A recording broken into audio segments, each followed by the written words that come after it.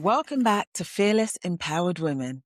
I'm Veronica. And I'm Eunice. Today, we're diving into a topic that every ambitious woman needs to hear. Visibility is power, building your personal brand online. Oh, yeah, we're talking about the courage it takes to pivot, to be seen in a new light, and to confidently own your story, especially when you have reinvented yourself.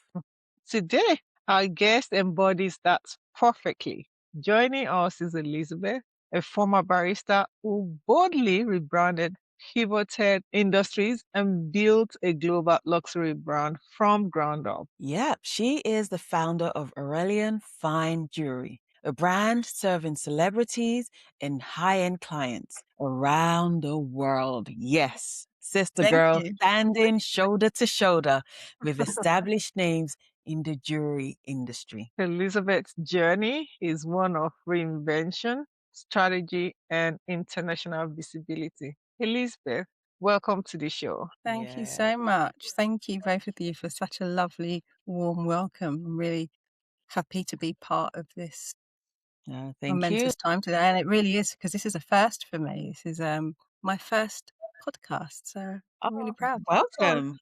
We're hope glad you to have. enjoy it. Yeah. We hope you enjoy. Yeah, so let's start with your pivot. Now, I've known you a long time and I've seen you grow and establish yourself in two major industries. You've built a respected career as a barrister before Thank you. transitioning into entrepreneurship. Now, Mm. what prompted that shift and how did you approach becoming visible in an entirely new industry? What a really quite a powerful question. I've always been creative from, and we've known each other for a long time, but I have been into like events, creating things from scratch, making my own clothes, making jewelry, being a bit of a sort of fashionista when I was younger. But I was always drawn to the law. So I was always drawn to sort of the hard part of my career, creating things, working in an environment where I can be of service. And I really wanted to sort of create something lasting and personal.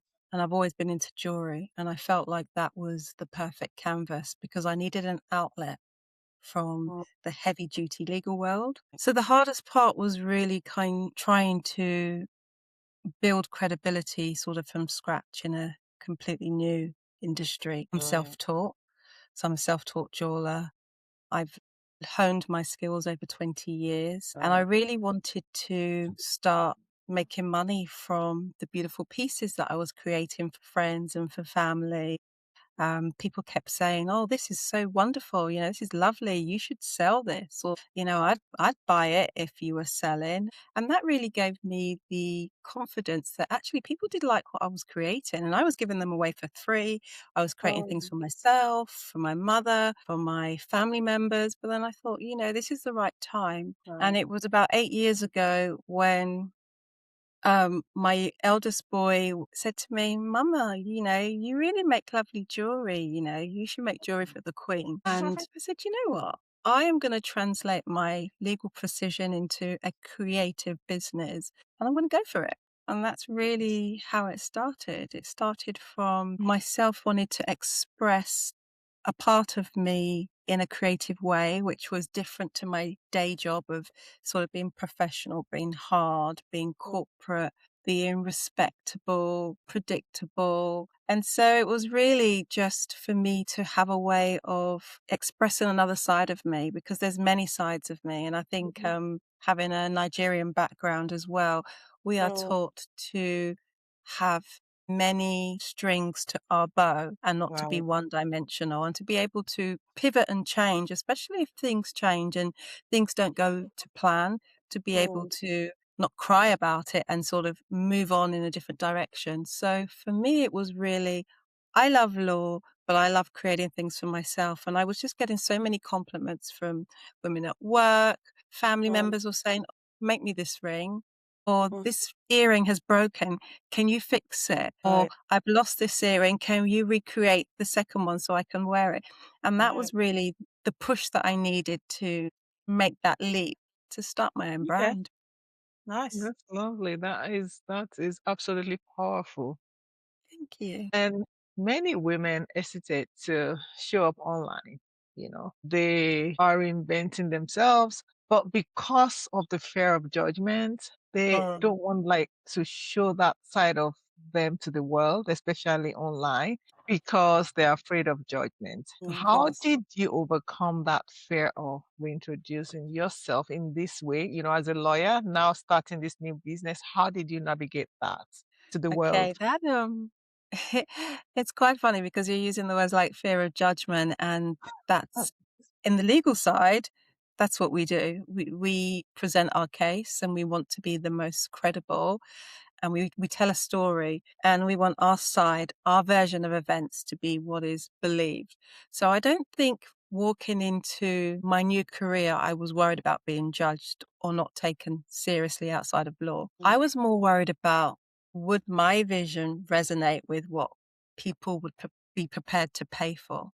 Mm. And what I mean by that is, I knew I could make jewelry. Yes, I didn't go to a jewelry school, sorry, but I have been honing my skills for over 20 years. And I have gone to sit beside some of the, craftsmen who are leaders in their field and watch them. And I Mm. focused my expertise on growing organically and being authentic and learning from scratch. So that's learning from books. So I would always be at, there was this college called Camberwell College of Arts. It's a very real renowned college in Camberwell. And I'd go there and I'd sit with the lecturers and say, look, this is what I created. And they'd say, oh, this is our law student coming back here again, to come and sit in.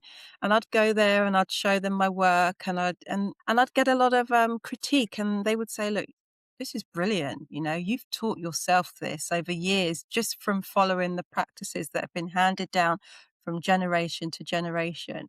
So I just want to pivot very slightly just to say that I think there are schools to teach people how to do something. So you can go to culinary school, you can go to art school, you can go to fashion school, but then you can also teach yourself. It might take you longer, but you can teach yourself. And then you are the best critique you have because you're the one creating that product and you're teaching yourself. And then you're learning yourself rather than learning through a lecturer's vision who might just have an idea in one way. They may be one dimensional, but you are able to teach yourself and work on various different elements of yourself and learn at your own pace.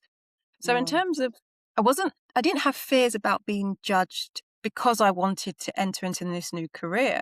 It was really about, would people understand why I wanted to do this? Because to many, I've reached the pinnacle of a fantastic career, and they Oh, couldn't understand why I would want to create things and be working with my hands. And I had incredibly supportive parents and a mother who said, listen, you can do that and you can do this and you can do all of it.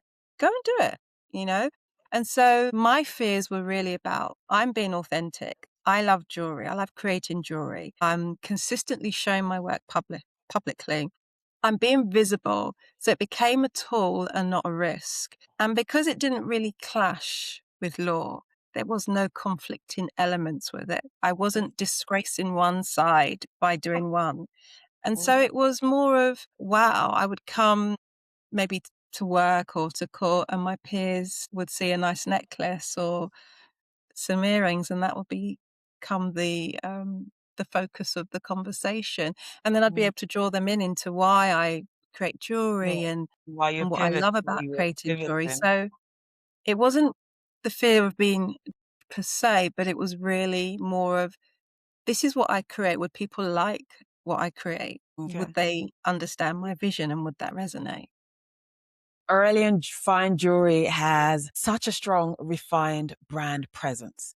Thank How you. did you intentionally build credibility? I know you talked about that, and trust online, especially in a luxury space. And how did you overcome these people and their comments, I guess, on people assuming our lawyers can't switch to jewelry just Mm. like that? Think so. When we talk about building credibility, it's really important that you are authentic. And what I mean by that is, I really leverage my sort of transparency. I let people know, look, I didn't go to St. Martin's. I didn't even go to Camberwell College of Arts where I would normally find myself on a weekend just showing my stuff. I'm self-taught. So I started in my backyard. My dad built a shed and a table and got all the tools secondhand. I think he got some off Gumtree or, some online marketplace. Right. He went down to the what they called the Army and Navy at the time, which was Yeah. like a secondhand, thrift shop, and bought loads of Mm. tools. And he said, there you go. My mother bought me a how to make jewelry book. And I was just doing that. I was trial and error. And I Yeah. think building that sort of credibility with my clients, they have seen that journey on how from the first ring that I made to the rings that I wear to today and the rings that I have created for clients. And it has been a journey. And I think if I'd gone to jewelry school, I could have learned the skill in 3 years. But I shaped my skill over a period of years. And each time I grew as a woman and became a wife and became a mother, it shaped my journey and it shaped my craftsmanship as well, because I create through storytelling and I love to share the journey of each piece. And my attention to detail has really made my clients feel connected and Yeah. confident in the brand. So I'm not a Cartier, I'm not a heritage brand, but reputation does matter. But my Okay. clients have loved the fact that I've come from basically jewelry nothing. So I'm not coming from a mining background. My father wasn't a jeweler. I do not have a husband that deals in diamonds.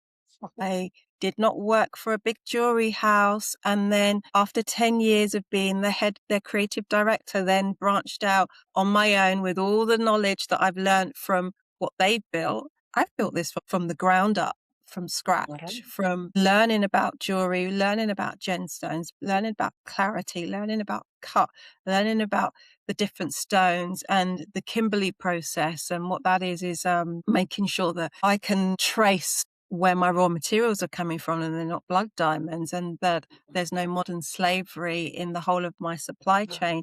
I've learned that from scratch, and there's some Yeah. hiccups along the way, but I've shared that journey with my clients. My clients understand that and they trust me. And also, I'm a lawyer, so they feel like I'm a lawyer, that I should be trusted because, she's not going to sell us something that is glass and pretending it's diamond, because she's a lawyer. She has a reputation.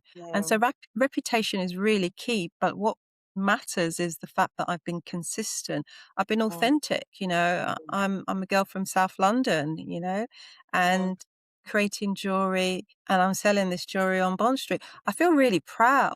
I But know, the and other I'm hand, proud. I'm proud of your I feel successes. very proud. I make jewelry because I love jewelry. And so part of my business is I create collections.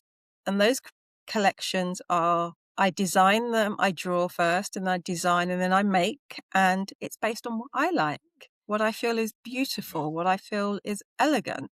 And it's my vision. And those are the collections that people can buy if they like the collection and they have joined on that journey and they've understood the story behind why this collection exists, because every collection has a story. But then on the other hand, I also create bespoke.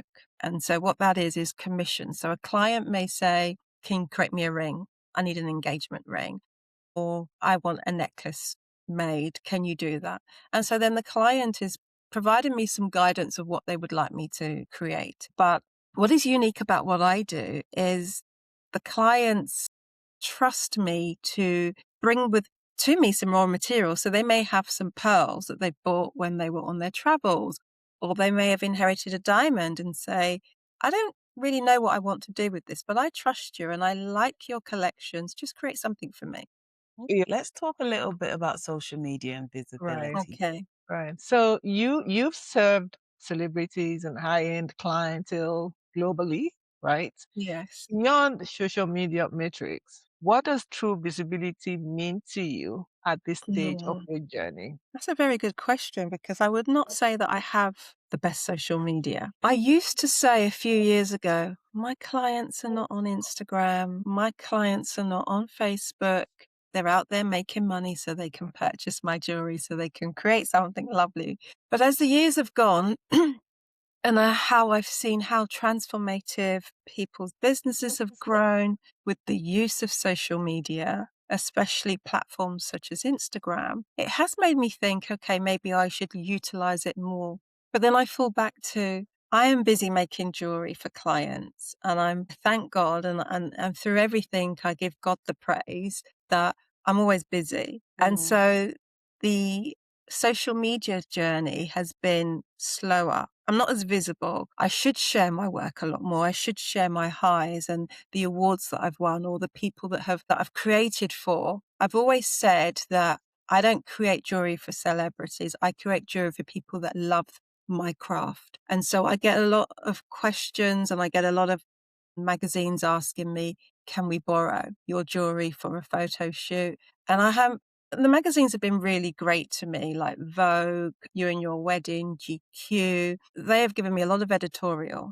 And as a new brand that is under 10 years old, for me, that has built a lot of credibility and trust. And that goes back to one of your earlier questions. That independent endorsement of my work from, Tatler magazine, from Vogue magazine, from Vogue's jewelry editor, listed me as a Black jewelry designer who deserves the support and investment. I'm humbled by it. And I think I've had a lot of celebrities, teams, or stylists reach out and say, so and so is going to the Oscars or they're going to the Grammys. We would like this piece that we've seen on the website, or can you create us this piece? But they don't want to pay. And they they don't want to pay. And I often would have, well, we'll post it on Instagram and she's got 1 million followers or 10 million followers. And you know what? I say no. And the reason I say no is because that's not going to pay for the raw materials that you want. You want X amount of carats in that necklace. You want the diamonds. You want the rubies. You want the sapphires. Have you seen the cost of gold? Have you seen the cost of these raw materials? I'm a small business. I cannot afford to give a celebrity who can afford it a £50,000 necklace that I may not get back. I have staff to pay. I have raw costs to pay. And so I just decided that I appreciate that they are taking an interest in my jewelry, and I appreciate that they are seeing my work publicly, but we can collaborate, but there should also be some funds behind that collaboration I because they agree. wouldn't, especially if they're actresses and singers, they Right. don't act in a film without being paid. Right. So why should they seek out the smaller brands on the pretext of, well, I'm going to post it and your brand's They going to should be blow able up? to pay is what Because there you're isn't that saying, yeah. correlation of them posting it and then everyone rushing to buy it. I know you said you reached a point where you said no and you overcame that and you said, I'm standing my ground. I am looking out for my brand because at the end of the day, I have bills to pay. How did you then work your way to getting visible, being visible to the right audience? How did you get to that stage, to promote your I would say standing my ground. I remember having the head of new business at one department store said, we have never had a brand turn down us asking them to come here. And I okay? said, because I'm a lawyer first and then I'm a jeweler and I'm thinking from an economic point of view. And I know those brands, those new brands that have joined you. And after 2 years, they're no longer with you because they can't afford to keep supplying you with jewelry and not getting the money and not being paid and being paid years later. I'm not doing that. And Right. so I said, if you were willing to buy as a wholesaler, I will wholesale you.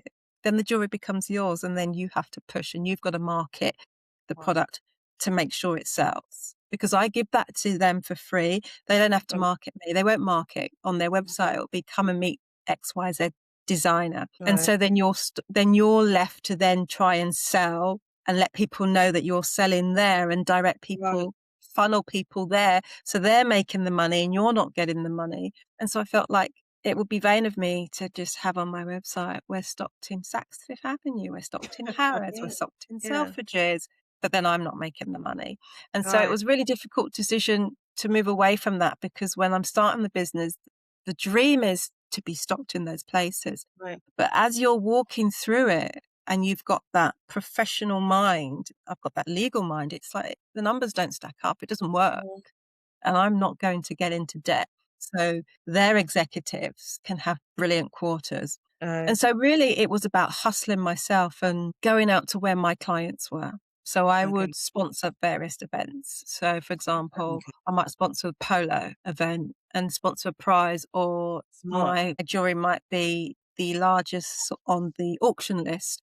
And so it Right. was really sort of from a homegrown hustling, getting out there, getting to where my clients were, leveraging the relationships that I had with all the different magazines, inviting the jewelry editors to come to my workshop and see me creating. You know, these lovely fingers actually Oh, get blistered because I do make the jewelry myself. And I okay. make sure that they have no children work and there's no women going down the mines. And I'm quite Ethical. You're supportive all of about the those ethical. elements. Okay. And I think when you put it all together, you build that trust and you build that credibility. And I just want to tell you, I'm a storyteller because that is what I do as a lawyer and that's what I do as a jewelry maker. But I'll tell you a story. I was at an event and I was selling out, and I was a fine jeweler and there's two other fine jewelers as well. I don't mind coming to an event where there is competition. I'm not one of those jewelers that would have a contract to say I must be the only jeweler there, because competition highlights how beautiful my jewelry is. So I like the competition. And I had a lady that asked me about my background, and I noticed that she did not have her ears pierced. So I thought, well, I am not going to show her any earrings because her ears are not pierced, but I'll tell her about my journey. The brand is named after my firstborn son. He's called Aurelius, and it means golden. And that name comes from Marcus Aurelius. And Marcus Aurelius was a Roman emperor who his words really, really resonated to me as a child. So when I had my first child, I wanted him to be a boy so badly. And he was, and he's the first, and his name means golden, and he's named after Marcus Aurelius. So I was telling her this story, and afterwards, she bought my most expensive earrings. And I said, oh, do you have someone that you want to give these earrings to? She said, you have just brought me on your journey. So I'm going to get my ears pierced and I'm going to wear these earrings with Oh, pride. that's And today, she's one of my best clients. And she buys so many earrings from me. In fact, she's bought all the collection and I've created some really lovely pieces for her. And my clients tend to come back and be repeat clients. it's beautiful. I think the key thing that I got from this conversation is that one, you stood your ground. Two, you know your worth in the quality and the products that you're making. You are self-taught, so you are a hustler. I love the fact that your parents instilled that in you, and that's word to all parents and all women. Make sure you inspire and encourage your young children out there, because you just never know what they are learning from you over the years and what that builds in them. Do we have a lightning round? I think we do. So, Elizabeth, thank you very much Thank you. for sharing Yeah. your beautiful stories. And I know that Awesome. from all of the things that you shared, our listener, that your past or one thing that you do shouldn't define your old journey.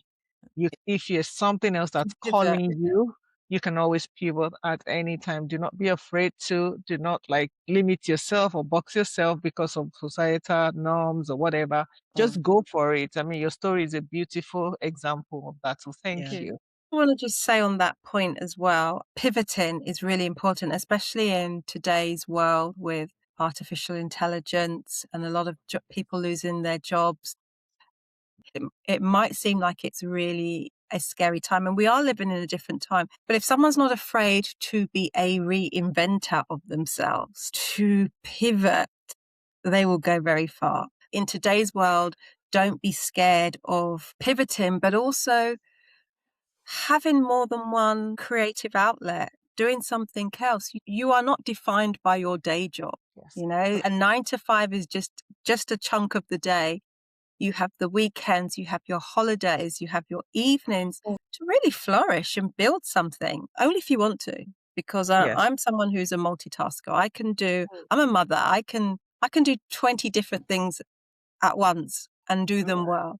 But for some Well people, done. they know their limits. But just don't be afraid to pivot and to change when times change. You know, upskill, get new skills, audit your skills, see what you're good at, see what you can do, where you can make money. You know, Right. I so like that.